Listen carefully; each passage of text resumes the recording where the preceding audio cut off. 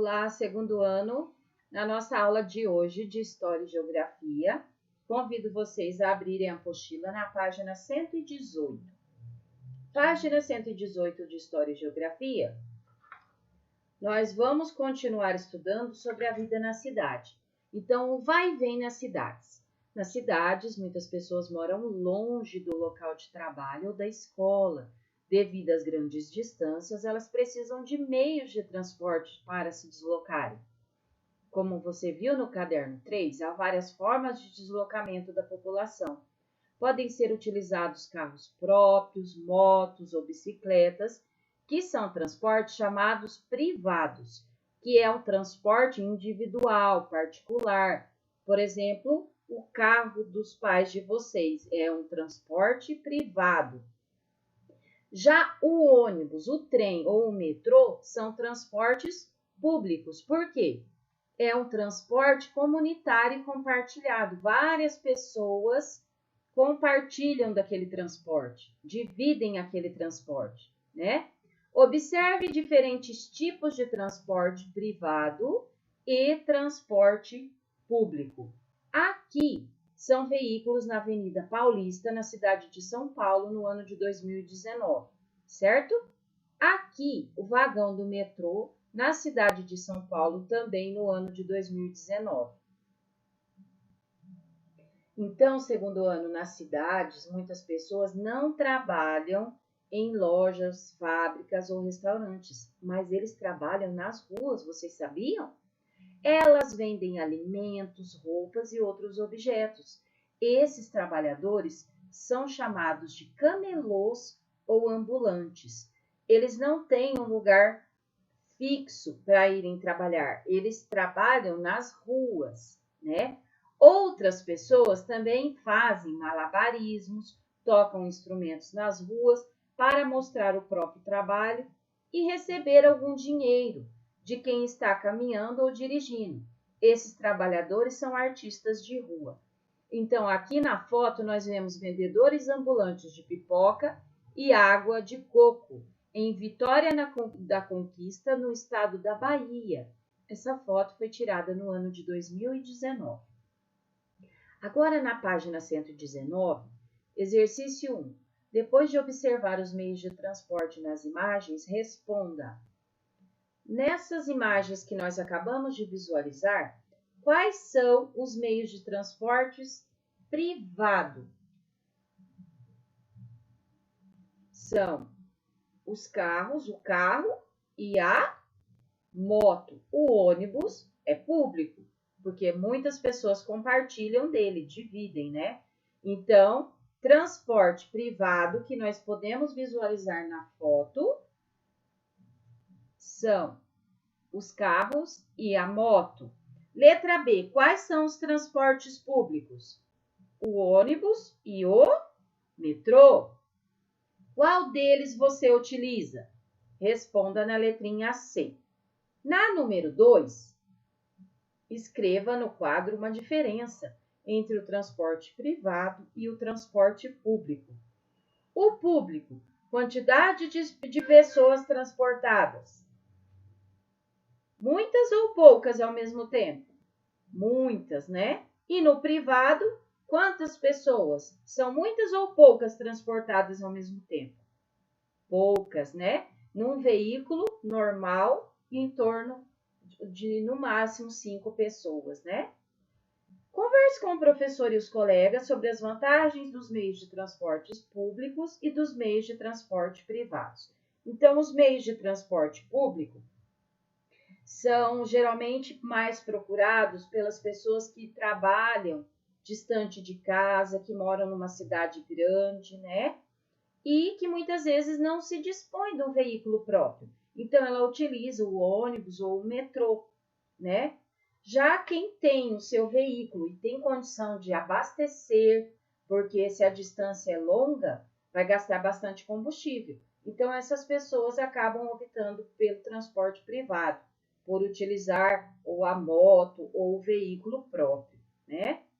Na número 4, complete as frases com as palavras do quadro. As palavras são poluentes, poucas, carros, congestionamentos e cidades. Vocês vão preencher com a palavra que completa a frase adequadamente, tá bom? Virando a página, no ritmo da natureza e da viola. No campo há muita vegetação, campos de cultivo e pastos onde animais são criados. Em comparação com as cidades, há menos moradores, construções e também veículos. Por isso, não existem congestionamentos para ir ao trabalho e à escola, o que contribui para o ambiente ser mais silencioso e o ar mais puro. Então, o ambiente do campo é bem diferente, né, do ambiente da cidade. Então, no ambiente do campo tem menos pessoas que moram lá, menos construções, menos veículos, não tem congestionamento, né? Então, se não tem congestionamento, não tem poluição sonora, nem não tem poluição no ar, né? Por isso que o ar é mais puro. As pessoas trabalhando no campo, arando a terra, plantando, colhendo e cuidando dos animais, elas sempre observam as condições do tempo para saber, por exemplo, se vai chover na época certa, se vai fazer muito frio, se vai esquentar muito ou se vai haver seca. Essas condições são essenciais para que a terra produza da melhor maneira possível os alimentos que são cultivados. Então, as pessoas que trabalham com a atividade da agricultura, arando a terra, o que é arar a terra? É remexer a terra para que a terra fique mais fofa e as raízes das plantas se desenvolvam melhor. As pessoas que trabalham com agricultura, elas já estão tão habituadas ao clima que só delas olharem a quantidade de nuvens, as cores da nuvem, o movimento das nuvens, o vento, de que lado está vindo o vento, elas sabem se vai chover logo ou não. Elas aprenderam a perceber essas mudanças no clima, né? A natureza dita o ritmo do trabalho e da vida em geral, que começa quando o sol nasce.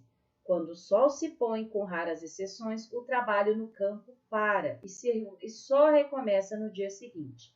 A noite no campo é tranquila, sem restaurantes e lojas abertas, a população se recolhe em casa ou visita os vizinhos mais próximos para uma boa conversa ou, quem sabe, uma moda de viola. E vocês sabem o que é uma viola? Uma viola é um dos instrumentos que mais representam a vida no campo. Grandes cantores e compositores como Nonô e Naná, Tonico Tinoco e muitos outros fizeram grande sucesso com a chamada música caipira, também conhecida como música de raiz. As canções desse estilo musical são chamadas de modas de viola. Com o tempo, a música caipira foi passando por mudanças e conquistando novos públicos, como os das cidades. Como o campo também era chamado de sertão, ela ficou conhecida como música sertaneja. Então, nessa foto aqui, nós vemos na legenda a ausência ou a pouca quantidade de postes com lâmpadas, que possibilitam que à noite se possa ver muito mais estrelas no céu. Na foto, abrigo no Parque Nacional da Serra dos Órgãos, na cidade do Rio de Janeiro, no estado do Rio de Janeiro, no ano de 2016. Então, segundo ano, a viola, para algumas pessoas, é um dos principais prazeres, é tocar a viola. Na foto, é um violeiro em Venda Nova do Imigrante, no estado do Espírito Santo. Então, vocês viram por que é chamado de música sertaneja? Porque o campo antigamente era chamado de sertão. E essas músicas, essas modas de viola, que eram estilos de música do sertão, foram chamadas de música sertaneja.